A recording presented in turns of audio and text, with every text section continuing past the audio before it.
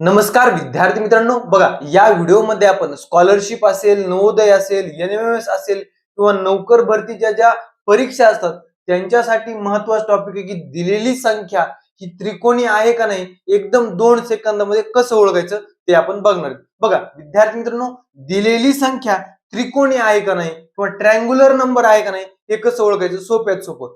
दिलेली संख्या घ्यायची. बघा इथं आपण 8 उदाहरणं घेतलीत. यातली जी आहे त्याला आपण राईट करू, जी त्रिकोण नाही त्याला क्रॉस करू. बघा पहिलं उदाहरण आहे 1. मग विद्यार्थी मित्रांनो, आता ही 1 ही संख्या त्रिकोणी आहे का नाही हे कसं चेक करायचं बघा. त्याला 8 ने गुणायचं आणि त्याच्यामध्ये 1 मिसळायचं. बघा 8 गुणिले 1, 1 ची 8 पट किती 8.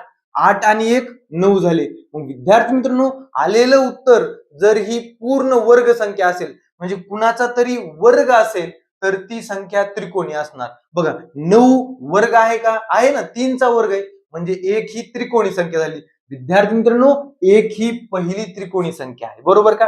पुन्हा आता दुसरं 3 आहे, संख्या किती आहे 3. 3 त्रिकोणी आहे का नाही. मग काय करायचं, 8 न गुणायचं आणि त्याच्यामध्ये 1 मिसळायचं. बघा 8 त्रिक 24, 24 आणि 1 25, किती आलं 25. विद्यार्थी मित्रांनो, 25 वर्ग आहे का, 25 आहे. 5 चा वर्ग आहे म्हणजे 3 ही त्रिकोणी संख्या आहे. 3 हा ट्रायंग्युलर नंबर आहे. तसंच आता फास्ट करू आपण. 8 बघा, पहिल्यांदा नंबर घ्यायचा, त्याला 8 न मल्टिप्लाय करायचं. इथं नंबरच 8 आहे, त्याला 8 न मल्टिप्लाय करू, प्लस 1 करू. बघा 8 8 64, 64 आणि 1 65. विद्यार्थी मित्रांनो, 65 हा पूर्ण वर्ग आहे का, नाही. बघा हे पूर्ण वर्ग होते, हे पूर्ण वर्ग होते म्हणून त्या त्रिकोणी संख्या आल्या. 65 हा पूर्ण वर्ग आहे का, परफेक्ट स्क्वेअर आहे का 65, नाहीये. हा परफेक्ट स्क्वेअर नाही म्हणल्यावर हा पण ट्रायंग्युलर नंबर नसणार. आता पुढलं बघू काय 40. आता विद्यार्थी मित्रांनो, पहिल्यांदा काय करायचं, 40 ला 8 न मल्टिप्लाय करायचं. बघा 8 न मल्टिप्लाय करू, प्लस 1 करू. 4 8 जा 32 म्हणजे 320 प्लस 1. बघा 320 प्लस 1 किती येणार 321. विद्यार्थी मित्रांनो, 321 किंवा 321 हा परफेक्ट स्क्वेअर नाही, 324 असतो 18चा, बरोबर का. हा आहे का मग विद्यार्थी मित्रांनो, नाही. मग हा ट्रायंग्युलर नंबर नाही. पुन्हा आता बघू 55. आता 55 ला पहिल्यांदा 8 ने मल्टिप्लाय करू, पुन्हा प्लस 1 करू. बघा 55 ला 8 ने मल्टिप्लाय केलं किती येतं 440 येतं. मल्टिप्लिकेशन किती 440 प्लस 1 किती होणार 441. बघा 441 हा परफेक्ट स्क्वेअर आहे का, आहे. कितीचा 21 चा. 21 चा हा स्क्वेअर आहे 441.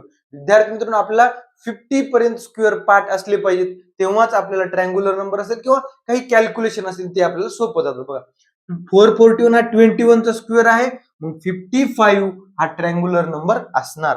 पुन्हा 78. आता 78 ला 8 ने मल्टिप्लाय करू, प्लस 1 करूया. आता हे मल्टिप्लिकेशन बघा काय लिहूया, 8 8 64 48 6. पुन्हा 8 7 56 आणि 6 किती विद्यार्थी मित्रांनो 62 अधिक 1 624. 1 624 अधिक 1 किती येतं 625. विद्यार्थी मित्रांनो, 625 हा परफेक्ट स्क्वेअर आहे का, आहे. 25 चा आहे म्हणजे 78 किंवा 78 आपला काय ट्रायंग्युलर नंबर आहे. आता राहिले कोण, 2 राहिलेत. बघा 2 गणित शिल्लक. बघा इतकं सोपं आहे ट्रायंग्युलर नंबर कसं फाइंड आउट करायचं. त्याला दुसरी एक मेथड आहे, त्याच्यावर पण मी व्हिडिओ टाकलाय. ही मेथड वर टाकावं वाटलं मी हा व्हिडिओ टाकत आहे. बघा काय आता 100 आहे. 100 ला पहिल्यांदा 8 ने गुणा, अधिक 1 करा. 100 अधिक 8, 100 गुणिले 8 किती 800. 800 आणि अधिक 1 किती 800. 800 कुणाचा परफेक्ट स्क्वेअर आहे का, नाहीये. मग हा नाही म्हणल्यावर हा ट्रायंग्युलर नंबर नाही. 100 हा ट्रायंग्युलर नंबर नाही. आता 120 बघा.